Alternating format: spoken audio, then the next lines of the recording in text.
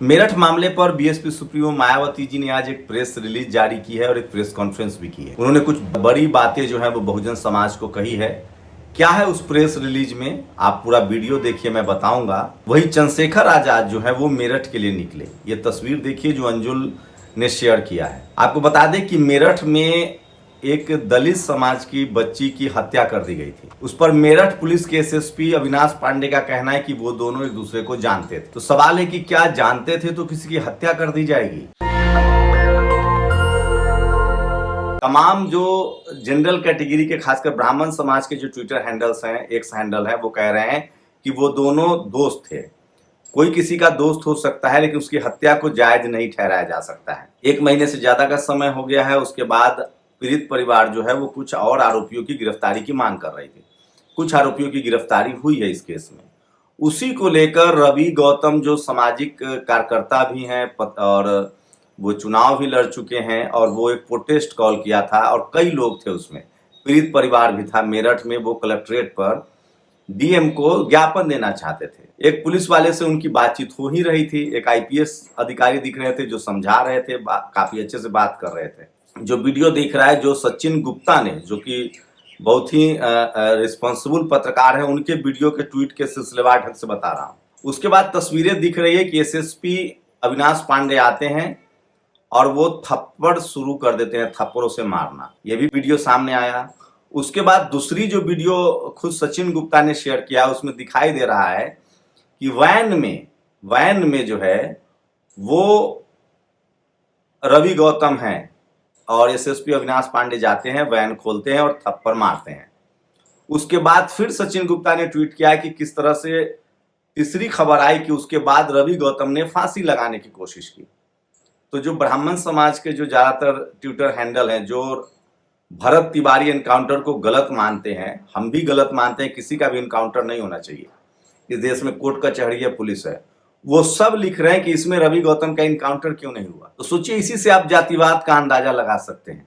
उसके बाद की जो कहानी है वो सबको पता है। एक और एसएसपी साहब का वीडियो है जो बहुत ही आपत्तिजनक है। उस वीडियो में वो सरेआम माइक पर कह रहे हैं, वो वीडियो है, कि गाली देकर की रोड को गंदा कर दिया, किसी के पिताजी का रोड नहीं है। तो ये तमाम खबरें हैं। और इसको लेकर उसके बाद अखिलेश यादव ने ट्वीट किया। इसको लेकर राजेंद्र पाल गौतम जो कांग्रेस के प्रदेश अध्यक्ष प्रभारी बने हैं, वो उन्होंने ट्वीट किया। अमिताभ कुमार, आप सब जानते हैं, एक अब जबरिया रिटायर आईपीएस हैं, जो मायावती जी की सरकार में भी एक्टिविज्म करते थे, अखिलेश जी की सरकार में भी एक्टिविज्म करते थे। योगी आदित्यनाथ की सरकार में जब उन्होंने उसी तरह से सवाल पूछना शुरू किया तो उनको जबरिया रिटायर कर दिया गया, जेल में भी डाल दिया गया था। तो आप सोशल मीडिया देखेंगे तो उससे आपको पता चलता है, अच्छी बात है। वो दौर गया जब जातिवाद छुपा रहता था, अब जातिवाद सब दिखने लगा है। वही बहुजन समाज के लोग भी, जो युवा हैं, वो सोशल मीडिया पर संवैधानिक दायरे में अपनी बात कह रहे हैं। चंद्रशेखर आजाद ने भी ऐलान किया था कि हम जाकर पीड़ित परिवार से मिलेंगे। तो ये सबसे बड़ी खबर है मेरठ को लेकर। और तमाम बहुजन समाज के सोशल मीडिया हैंडल्स जो है वो एसएसपी अविनाश पांडे पर जातिवाद का आरोप लगा रहे हैं। उसमें दलित समाज के ज्यादातर हैंडल हैं और वो बाकायदा इसकी जांच की मांग कर रहे हैं। सूरज कुमार बौद्ध उसमें बड़े नाम हैं, द कारवा है, बहुजन मीडिया है। लेकिन जनरल कैटेगरी के जो तमाम लोग हैं वो एसएसपी पांडे का समर्थन कर रहे हैं। कुछ लोग तो लिख रहे हैं 2-3 को 3 थप्पड़ गिन रहा है, 1 2 3, 10 को क्यों नहीं मारा। कुछ लोग कह रहे हैं कि रवि गौतम को और क्यों नहीं मारा। तो इस तरह से लोग प्रोवोकिंग बात भी कह रहे हैं, जबकि सच्चाई है कि इस देश में नियम कानून सबके लिए बराबर है। लोग सवाल उठा रहे हैं कि क्या जनरल कैटेगरी का प्रोटेस्ट होता तो भी पुलिस का रवैया इस तरह से होता है। हमने देखा इस देश में SC/ST एक्ट के लिए प्रोटेस्ट हुआ था तो लगभग 11 युवाओं को गोली मार दी गई थी।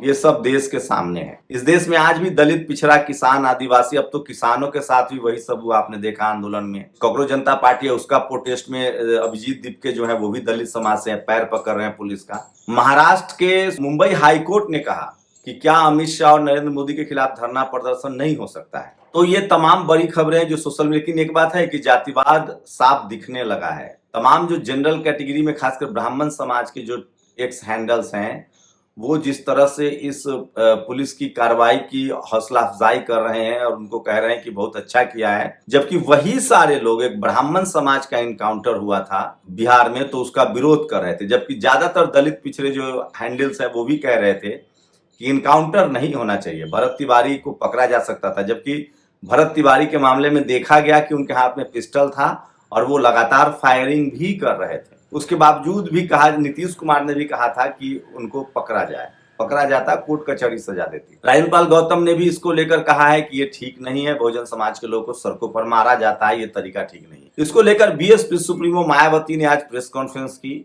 और उन्होंने एक प्रेस रिलीज भी जारी किया है। उन्होंने कहा है कि हम बाबा साहब के अनुयायी हैं और बाबा साहब ने खुद कहा है कि हमें संवैधानिक दायरे में रहकर अपनी बात लड़नी पड़ेगी। ये लड़ाई सड़कों पर उतरकर नहीं जीती जाएगी, कोर्ट कचहरी जाना पड़ेगा, लीगल तरीके से लड़ना पड़ेगा। धरना प्रदर्शन सड़कों पर उतरकर हम कुछ हासिल नहीं कर सकते हैं। वो सीनियर नेता हैं, 4 बार मुख्यमंत्री रही हैं, तो उन्होंने कहा है कि मैं बहुजन समाज के लोगों से कहता हूं कि सत्ता की चाबी जो है वो मास्टर की जो है वो अपने हाथों में लीजिए, तब जाकर आपको इस तरह के जो आपके साथ अपराध हो रहा है उसका आपको तब न्याय मिलेगा। देश की सीनियर नेता है, बहुजन समाज की सीनियर नेता है, उनकी ये राय है और उन्होंने बाकायदा प्रेस रिलीज भी जारी किया है जो आप नेशनल दस्तक के एक्स हैंडल पर देख सकते हैं। उन्होंने बाकायदा आरोप भी लगाया कि कुछ लोग हैं जो रोटियां सेकते हैं इस तरह के वारदातों पर, वो राजनीति करने आते हैं, रोटियां सेकते हैं, इससे बचिए। तो उन्होंने तमाम लोगों पर निशाना भी साधा है।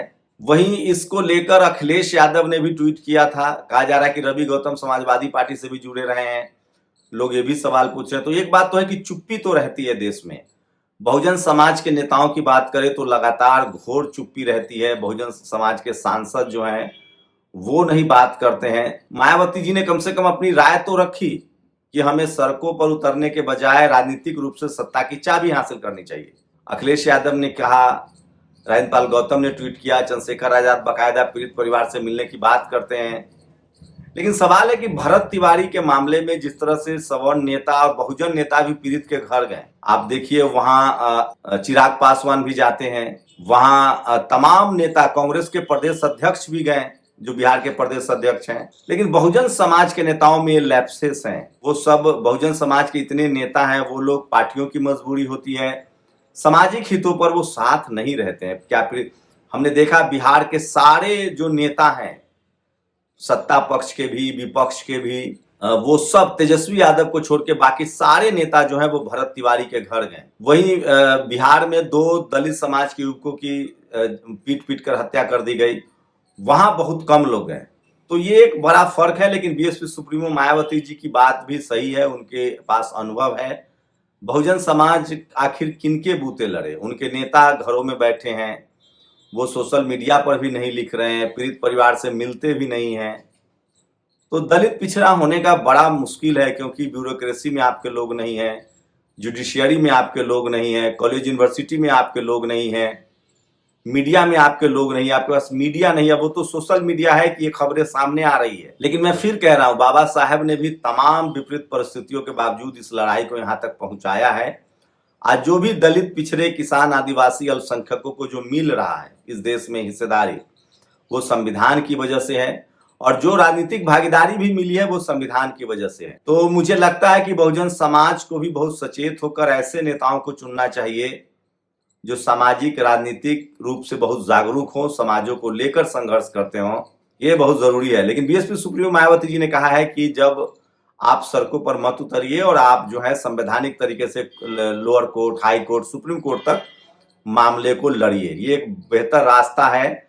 लेकिन बहुजन समाज में अभी अशिक्षा है, जुडिशियरी में भी उनके लोग नहीं है, वकील की बहुत क्राइसिस है, उसके बावजूद भी ये रास्ता बेहतर है। लेकिन मेरठ में जो हुआ वो सब लोग देख रहे हैं, अच्छी बात है, सारे भरम टूट रहे हैं। सर अब तो सारे भरम टूट रहे हैं, क्योंकि पहले सब कुछ पर्दे के पीछे होता था, अब मोबाइल ने सारे भरम तोड़ना शुरू कर दिया है। पहले लोग दलित पिछड़ों पर रोज मारपीट होती थी, रोज अपराध होता था, रोज रोहित वेमुला की तरह उत्पीड़न होता था, आज भी हो रहा है। लेकिन अब कम से कम देश को पता चल रहा है, पब्लिक डोमेन में पता चल रहा है। तो मैं तो बहुजन समाज के तमाम युवाओं से कहूंगा कि संवैधानिक दायरे में रहकर तमाम गैर बराबरी, अपराध और अत्याचार के खिलाफ जरूर लिखिए।